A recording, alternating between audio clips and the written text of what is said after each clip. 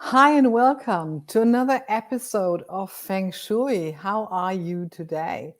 Well, this is another episode of the Real Feng Shui, the 5 areas where you want your Feng Shui right. So, the question that I get asked a lot is how do I know if my house has good Feng Shui? Well, that's a question that we will answer today in this video. And my name is Sandra, and I have been teaching and consulting Feng Shui now for nearly 20 years, first in Germany and now here in beautiful New Zealand. You see, Feng Shui is the study of life force energy, which we call Qi.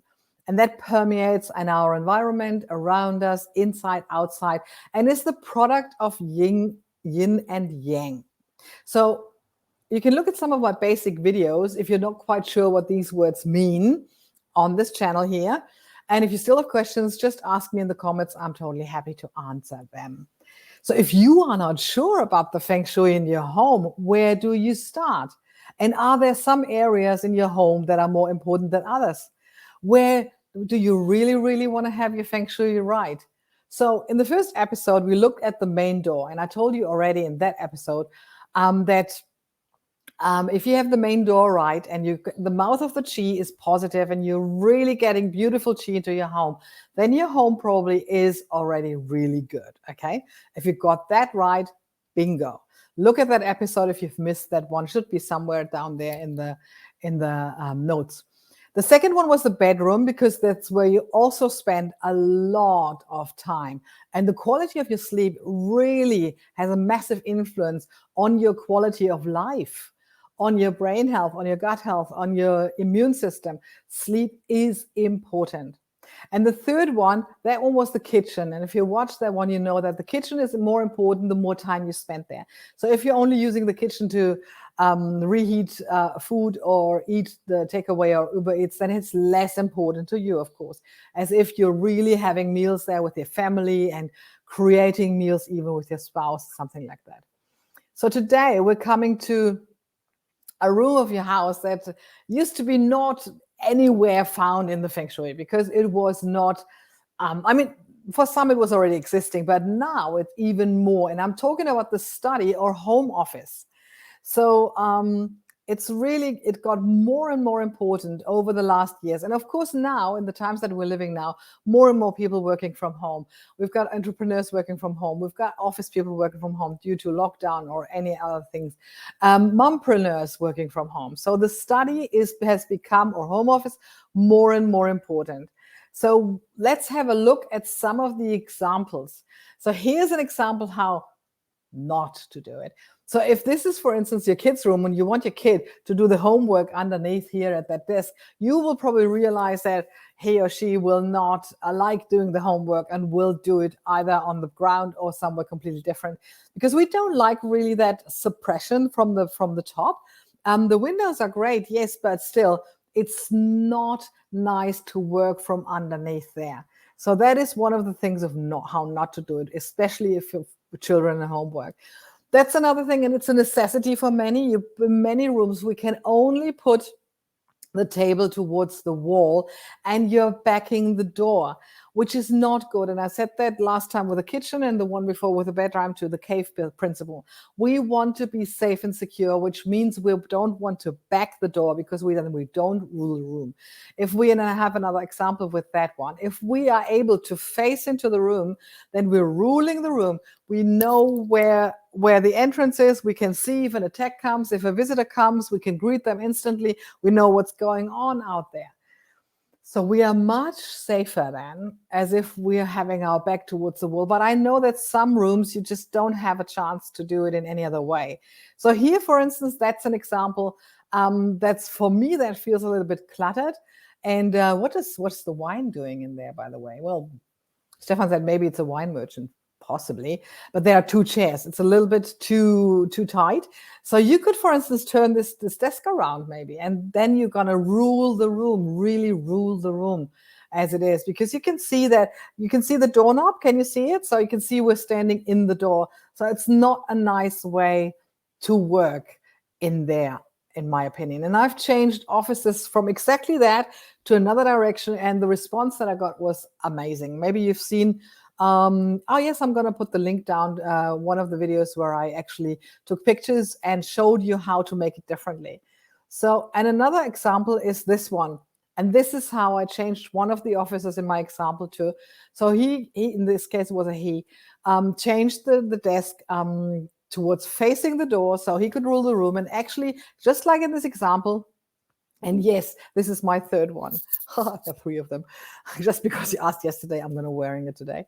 Look, he can look out of the window, and actually in the example that I've done, that was the driveway to the house. So he would also rule the driveway to the house. And actually in front of the office door was the place where the kids would play. So he could also see what's happening out with the kids while he was working. So because in this case, he was a stay-home dad.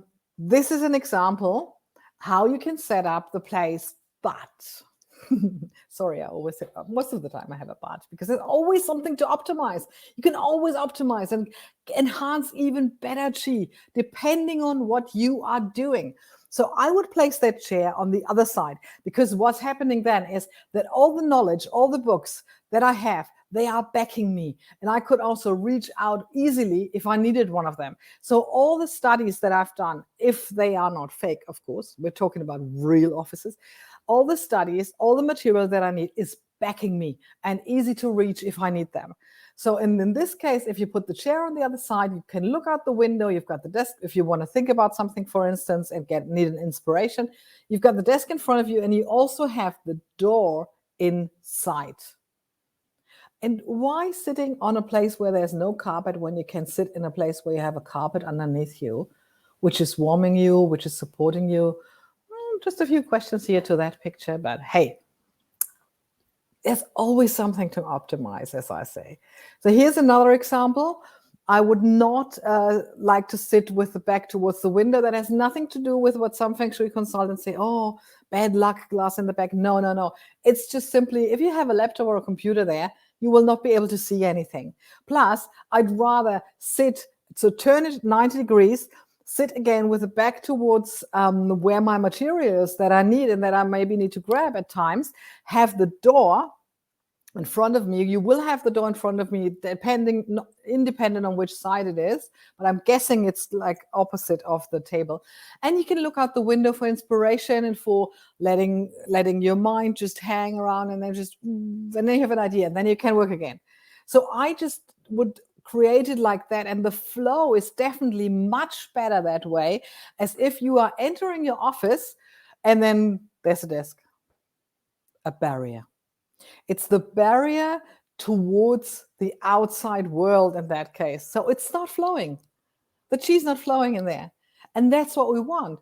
We want the chi to flow. That is the important thing. And again, if you know your Gua number, make sure that you are actually facing your auspicious direction, one of your 4 auspicious directions. And if you have to have your desk in an awkward position, doesn't matter. Doesn't matter. You will feel the difference. You've got 4 directions, 50% chance of having a good direction. And so far, it always has worked out. Okay. The link to the Gua number video should be down there, and also probably to the workshop with the workbook. Well, yes, here we go. That was the 4th of the 5 important sections. And of course, depending on how much of them apply to you.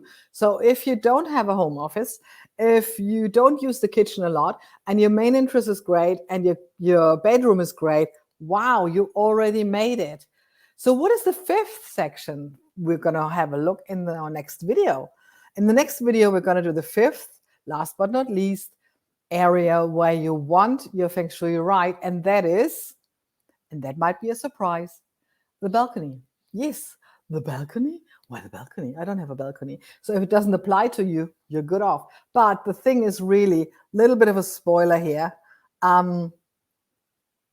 This is what the living situation for quite a few people is.